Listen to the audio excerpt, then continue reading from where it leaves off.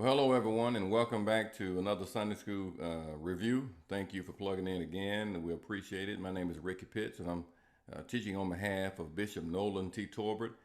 He's the pastor and founder of True Deliverance and overseer of True Deliverance Holiness Church. And so we're going to jump into the lesson, just jump right in. I think all of us at some point have felt and experienced some degree of favoritism, where you felt that somebody else was preferred above you. Even if you were qualified, even if you were the one that should have gotten the position, you didn't, for whatever the reason. And I'm sure all of us also have made decisions out of desperation, or decisions that we didn't think about, kind of spur of the moment decisions because of what we wanted or needed at the time, or something that relate to making a choice that would later affect us way more so than the gratification that we receive after making that choice, even the immediate gratification. And the consequences were more than we could handle, and it affected us in some form, some for a short time, and some for a lifetime.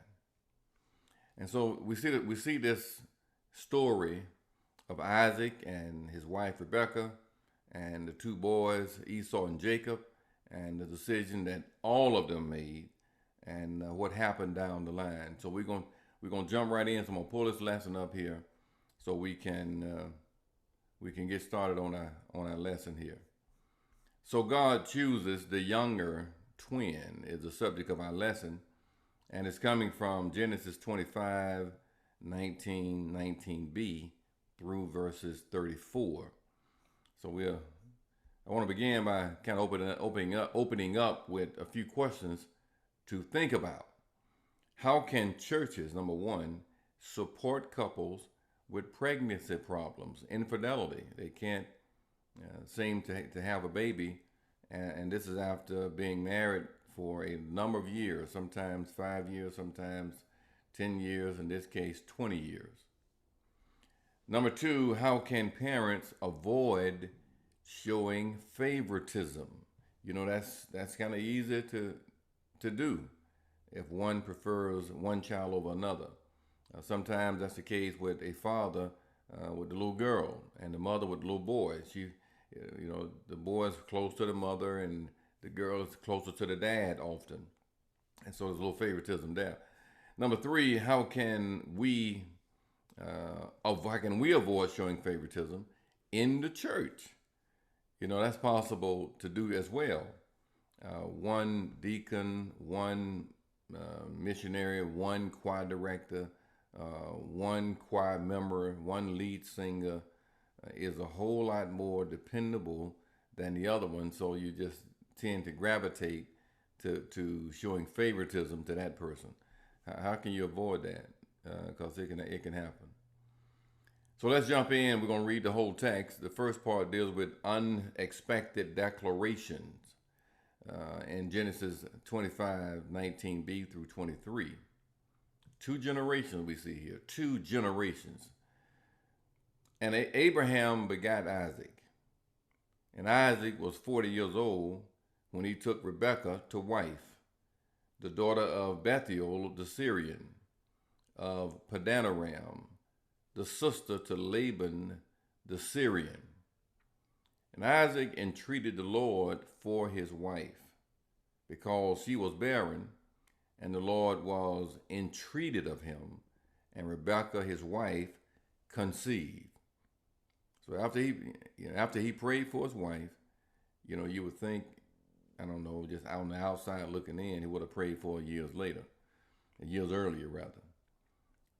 Verse 23, we see two nations, and the Lord said unto her, two nations are in thy womb, and two manner of people shall be separated from thy bowels.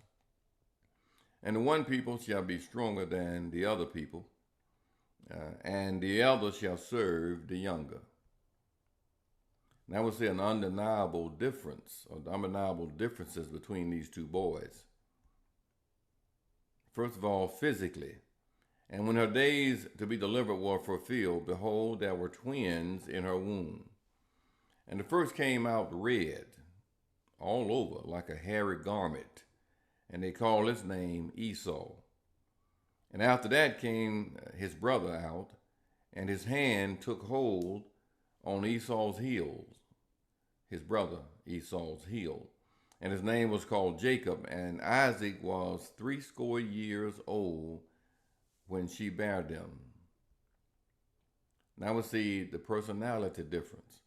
And the boys grew, and Esau was a cunning hunter, a man of the field, and Jacob was a plain man, dwelling in tents.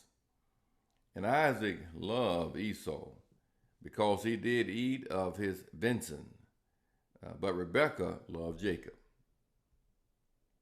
Now we're going to see an unruly disregard in the next part of our lesson here, and we see desperation. And Jacob sowed pottage, and Esau came from the field, and he was faint. And Esau said to Jacob, feed me, I pray thee, with that same red pottage, for I am faint. Therefore was his name called Edom. And Jacob said, sell me this day thy birthright. And Esau said, behold, I am at the point to die. He was kind of exaggerating there a little bit, he was. And what profit shall this birthright do to me? Now we see how that desperation led to being despised. And Jacob said, swear to me this day. And he sware unto him, and he sold his birthright unto Jacob. Then Jacob gave Esau bread and pottage of lentils. And he said, and he did eat and drink, and rose up and went his way. Thus Esau despised his birthright. Now we're gonna get into just a little commentary here, and break this down as much as we can, because this was a pretty, let me say this, hairy situation. And the hairy situation led to desperation. It led to making a bad decision, and it led to one taking advantage of the other, one being cunning, one being shrewd and strategic, and it causes a lot of problems. We have to really think, class, before we act and make those kind of decisions, because they are decisions that we can't reverse down the line. We cannot reverse these kind of decisions, so we have to really, really think before doing that. So let me just kind of get right into it here. And Jacob said, swear. Well, hold on one second here. Let me let's get it to another. Now, so two generations in verse 19b and through 20. And Isaac was about 40 years old before he even got married, but he was still young enough. He was still marrying age. He wasn't, at that time, this was not unusual to get married at 40 years old, and it's certainly not unusual today in our time to get married at that age. Bethuel, Abraham's nephew, had a daughter named Rebekah. So this is Isaac's nephew, and this is Abraham's nephew, and Isaac's kinfolks, Isaac's cousins. And she was chosen to marry her cousin Isaac. I want you to read Genesis chapter 22 through 23, and then 24 and 15.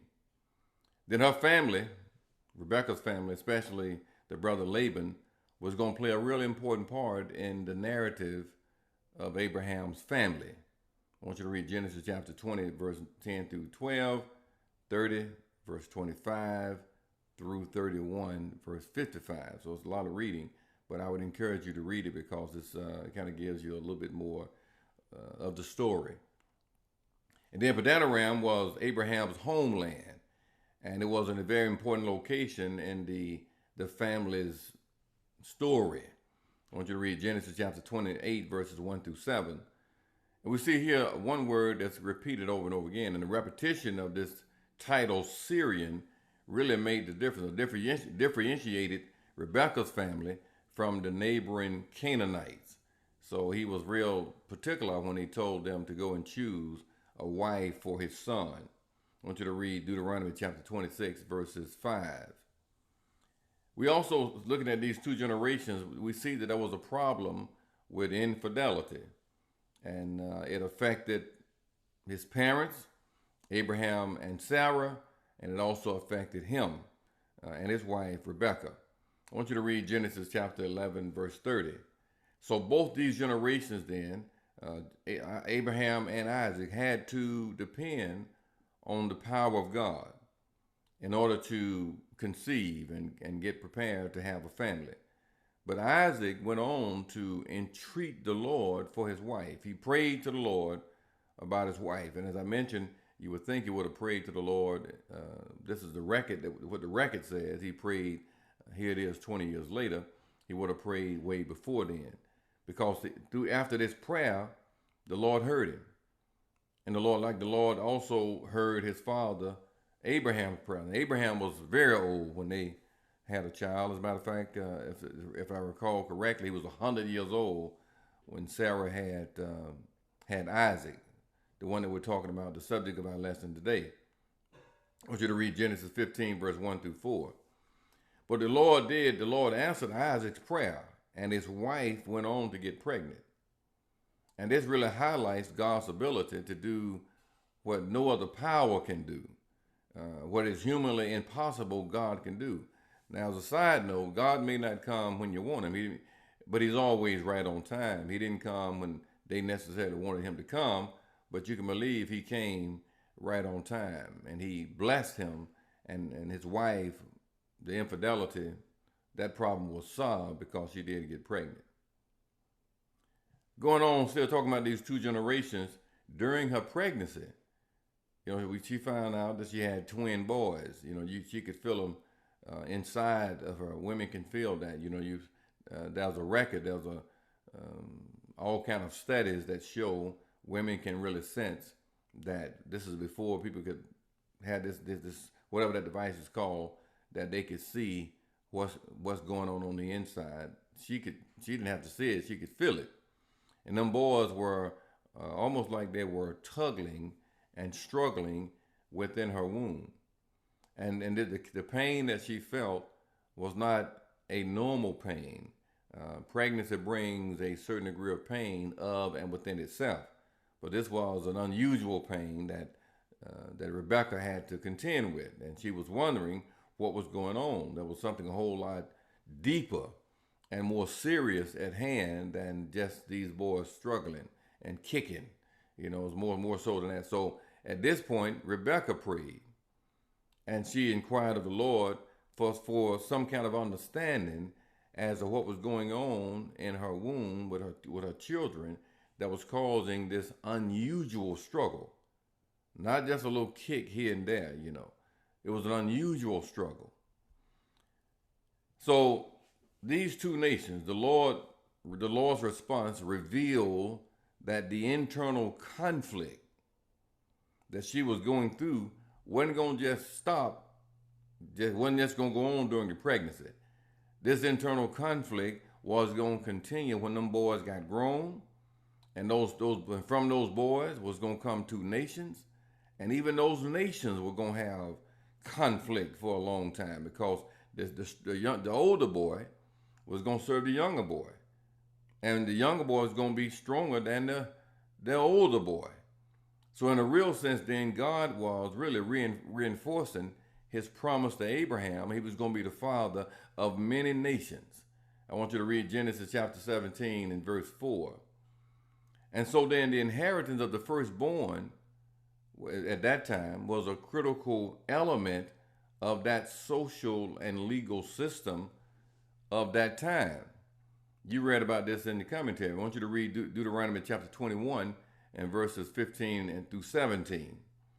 But we also need to know that the Lord has the power and the authority over any kind of social justice legal system. We also need to keep in mind that the Lord can transform a broken situation and make it something that can benefit the entire human race. You know why? Because Isaiah, made a point that his ways are not our ways. His thoughts are not our thoughts. They're much higher than our ways and our thoughts. I want you to read Isaiah chapter 55, verses 8 and 9. And then later on in the New Testament, the Apostle Paul kind of chimed in on what was going on in this text right here in Romans chapter 9, verse 10 through 12. And also the significance of this text, in Paul's view, was that God chose the younger child anyway. God chose Jacob before Jacob was born. So really and truly, his mother Rebecca and the son Jacob didn't have to do any kind of shenanigans, any kind of trickery, because God had already chosen him. We have a tendency to kind of get in God's way and try to do things on our own, and if we just ask the Lord to give us some discernment and really think about things before we jump in there and do the wrong thing, things will work out in our favor if we are patient. And we tend to have a problem with that word called patience. And that was an undeniable difference. So let's kind of jump into that in verse 24 through 28. Well, you look at them boys physically, them boys look they sure didn't look like no twins. They definitely were not identical twins, because Esau's skin was red, his hair was red, or both of them was red. And his hairy physique was going to eventually become the key of how he was going to lose his birthright. Okay, because Jacob and his mama was going to trick him. So Jacob's act of grabbing Esau's heels during his birth kind of gives us an idea of what was going to happen between them boys in the future. It gave us kind of a peek preview of what was going to happen going forward when he grabbed that boy's heel during childbirth. You see, Jacob was clever, and we learned that Jacob was very cunning, and Jacob took what he wanted. He took it either strategically, cunningly, or he took it somehow or another, what he wanted. And their father Esau was about 60 years old when them boys were born. He got married when he was 40 years old, and then 20 years later, here come these boys, okay? So they had to wait then for all this time, for 2 decades before them boys came. So that's kind of like father, like son. His father, Abraham, had to wait a long time before, as I mentioned, he was about 100 years old when Isaac was born. I want you to read Genesis 12 and 5 and Genesis 25 and 20. But God was faithful. God was faithful to this family, and he didn't, as I mentioned earlier, he didn't come just when they wanted him to come, but he was always on time. And the same rule applies to us today. He may not come when you want him, but ain't you glad that he's always on time? These boys had a totally different personality. In our own lives, we know that all kids are not alike. My mother and father had 4 boys, and all 4 of us boys are different. Now we all, you can tell we're all brothers. We all are full-blooded brothers, but we have different personalities and different likes and dislikes. And it's very evident. I got one brother, my brother Matthew, loves to fish and hunt. And I don't have a desire to do that. We got a pond behind the house, and I very seldom fish. That's not anything that I desire doing. I'm gonna hunt in Kroger's and Winn-Dixie. That's where we gonna hunt at. I got one brother that has a race car and loves working on dealing with cars and this type of thing, and has a shop. Well, I ain't gonna even change the oil in mine, okay? And my other brother don't do any of that, like the fish and hunt, don't do it either. I got another brother that loves cooking and works in the restaurant business, and that's what he's done all of his life. Well, the other 3 brothers, we don't have no desire to do that. So we all are brothers, but we all totally different. So in this nomadic time, this one time of wandering culture, having somebody that could hunt in the family was pretty important because they brought home the food. It was important for their livelihood, and that was Esau. He was a cunning hunter, and he knew the outdoors very well. I want you to read Genesis 27 in verse 3 and verse 5. Now, when you think about how cunning Esau was and how his perception was on the outside, and nothing could sneak up on him. Now, he could sneak up on something because he was a hunter. He knew how to kill and slay the food and bring it back home. So you would think, with this kind of mindset, this boy ain't gonna be fooled too easy. But that just wasn't the case. We'll find this out a little bit later. Jacob, on the other hand, was a plain man, and which kind of talks about his guiltless and upright personality. However, what he did was anything but guiltless. What he did was guilty, along with his mother. And unlike his brother, Jacob stayed around the house, or stayed around the tent and around the camp. And as a result, he might have been more of a businessman, had a tendency for administration, and this was later demonstrated in his son Joseph. You would read about Joseph, how he became the second in command. I guess let's call him like a vice president, a prime minister, as he in his time to Pharaoh down in Egypt. So I want you to read Genesis 39 and 4 and 22 to 23, chapter 41, verse 33 through 40, and 46 through 49. A lot of reading, but it's worth reading it. So both of these parents, here's another dynamic of the family, shows favoritism. Isaac loved Jacob because of his hunting ability and his cooking skills. You know, Esau could cook as well. So Isaac loved that boy for that. But his Rebekah overheard the conversation, and her favorite son, Jacob, plotted against Esau and his daddy, their father, Isaac, and regarding how he was going to end up getting his father's blessing that was rightfully based on the culture belonged to the firstborn. But Rebekah wasn't going to have that because she had a favorite boy, and Jacob was her favorite. I want you to read Genesis 27, verses 2 through 13. Now we see in the third part of our lesson, an unruly disregard in Genesis 25, 29 through 34. We see a desperate situation right here because Esau was an outdoorsman. When he came into the field, he naturally just went straight to the field. And that left Jacob to kind of manage the chores of the camp. And the commentary lets us know that those chores included meal preparation, cooking.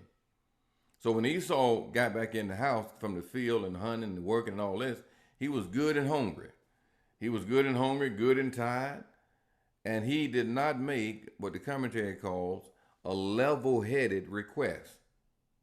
He wanted something to eat, but he asked as if he was a beggar. I'm about to die. Give me some to eat. Okay? I'm about to fall out in here. So he wasn't really thinking when he did what he did. Like many of us have made decisions without thinking and then later suffered the consequences. Anybody guilty? I think we've all have done that. So Esau, he was called Edom. So his descendants were the Edomites. I want you to read Genesis 36, verse 9 and verse 43. And God promised Rebekah. His promise to Rebekah regarding her sons did come to pass, because God's word never comes back void. So the descendants of the older, as I mentioned, were going to serve the descendants of the younger. I want y'all to read 2 Samuel chapter 8, verse 14, 2 Kings chapter 14, verse 1 and verse 7. Esau was so focused on his immediate profit and his immediate pleasure, that he gave up a lifelong blessing for a temporary satisfaction.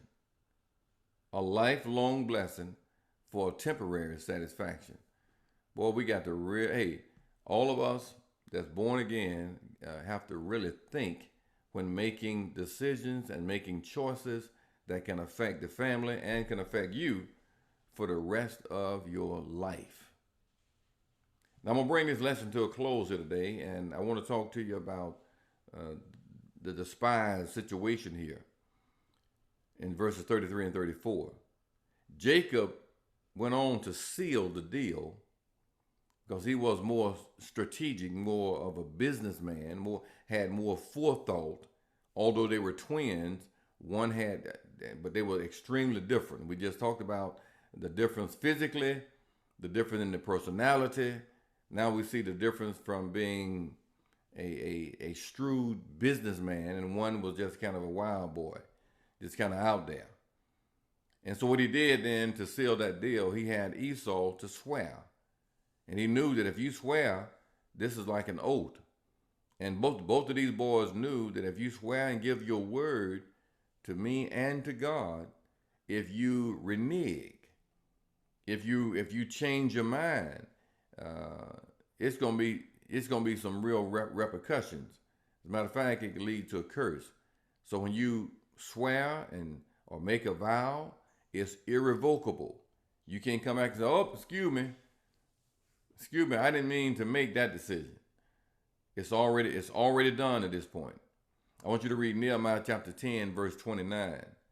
So following the oath then, following the oath and him swearing, Esau received a temporary relief. Temporary relief. And the businessman, Jacob, received a permanent blessing. What did he get? He got the birthright. He got the blessing that was reserved for the older of the two, Esau. Jacob ended up getting it in a moment of desperation. You see, everybody that's in this class today, you need to be real careful in making decisions when you are in a place of, desperation, in a place of lack, in a place of Lodabar, be real careful in making decisions when you're tired and you've not got enough rest and the body's not nourished and you can't think right. Ain't had a lot of sleep, but then finna go into a business meeting, hadn't eaten anything, and finna make a major decision, finna have a conversation, finna do a major speech. Be real careful because the mind is clouded and you can't think as well. And so we got to learn then to lean and depend on the Lord. The word is real clear: in all thy ways acknowledge him, and he shall direct our path. And so we tend to lean on our intellect. We tend to lean on what we've learned in high school, in college, in the books that we read, in our personal development, in our audio books, and in our library that we have or might have at home or at work. But we got to lean and depend. The main book, this is the main book right here. Lean and depend on this book because everything we need is right here. But we got to depend on it, class, because if we don't, we're going to make a move, make a decision that's going to later come back and hunt us, and then it affects. You've seen cases where two brothers fall out, and because those two brothers fall out, or a brother and a sister falls out, or uncle and a nephew falls out, and then they have children, and the children don't get along because the parents don't get along, or because the cousins don't get along, and it becomes like a sibling rivalry. Somebody at some point got to stop it because it goes deep and it can go for generations. Somebody got to be the bigger of the two and stop that. It's almost like a curse. And it's really selfish because it can affect the future generations of the kids. that would otherwise get along real good, but because my mama said, boy, he ain't, your uncle ain't no count. Don't fool with him. Don't fool with none of his kids. Don't go in there and get nothing to eat. Don't even make a phone call. And because the uncle said, don't you fool with that girl, my sister is just a scoundrel. My sister is just ruthless. And you know what? Them kids she got just like her. So boy, don't you go down there. And it's so childish when you think about it. But when I say childish, it's the trick of the enemy. So class, I hope you really think about this lesson today more so than just the story of Abraham and Sarah, their boy Isaac, and Rebekah and Esau and Jacob. This goes a whole lot deeper than pregnancy problems. It goes much deeper than jealousy. It goes much deeper than desperation. It goes much deeper than revenge. It's all those things and then more. So really be careful when making decisions. Really be careful when holding grudges. When I say be careful, don't do it. Because holding a grudge is like, you drinking the poison and hoping the other person is going to die. It's like you lighting a match and dousing yourself with kerosene and thinking that because you lit the match and just drown yourself in kerosene and gas, the other person is going to burn up.